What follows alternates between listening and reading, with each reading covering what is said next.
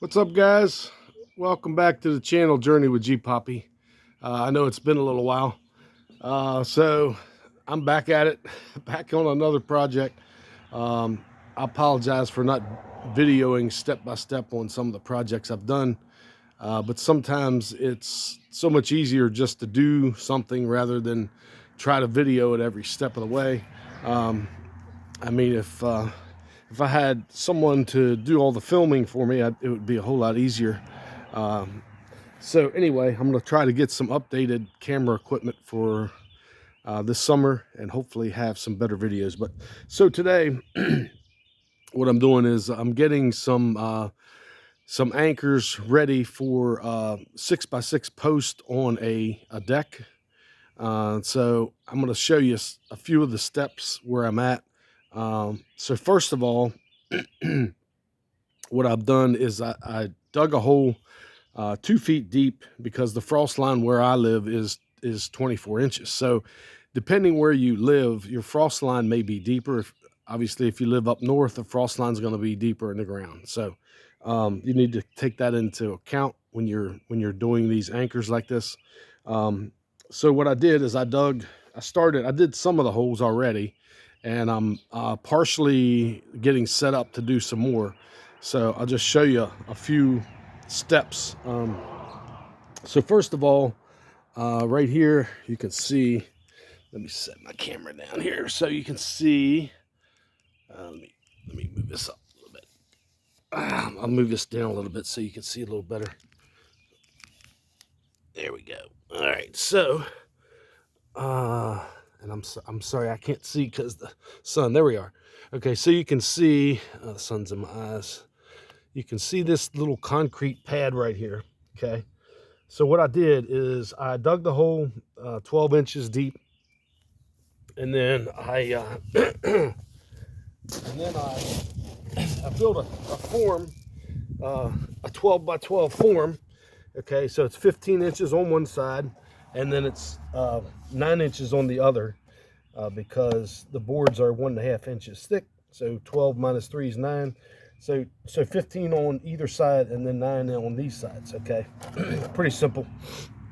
And I just used untreated lumber for that, obviously, because when you use lumber for concrete, it's usually not worth anything else to be used again. So I poured this, and then you should let your concrete set up a minimum of 7 days before you go building anything on it. So I put a 12-inch anchor down in the concrete while it was still wet, and I made sure the bolt wouldn't stick up above this little this bracket. Okay, so what you do is you put this bracket on the bolt, the head of the bolt, and it's a 5/8 inch bolt, 12 inches long, and then you put it's a galvanized bolt, a galvanized washer. Put that on your bolt, and then you tighten it down.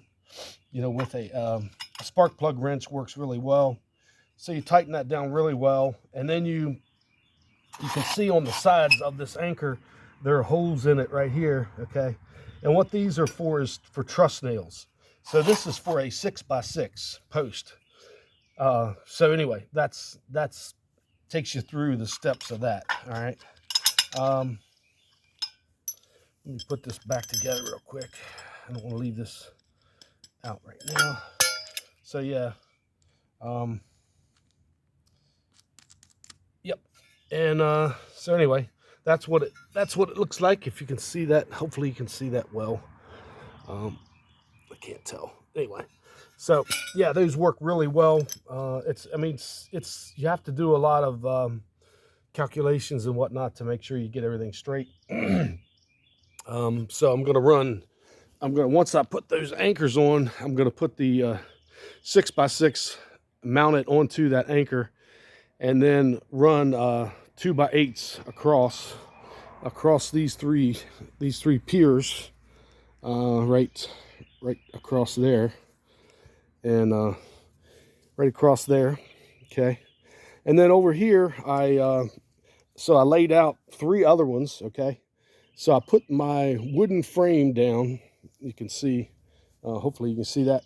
I put those wooden frames down, which I'm going to use to pour the concrete. I haven't dug these holes yet, and I measured them out and lined them up so that they'd be directly across from each other. And so what I'll do is I'll dig these holes, and then I'll dig them 24 inches as well. And that stake is just there to as a marker, you know, to tell me where the center of the hole is. So anyway, once I dig those, then I'll secure the anchor to the ground, and then I'll use a level to get them level. And I use these metal bars. If you can see that, yeah, right there.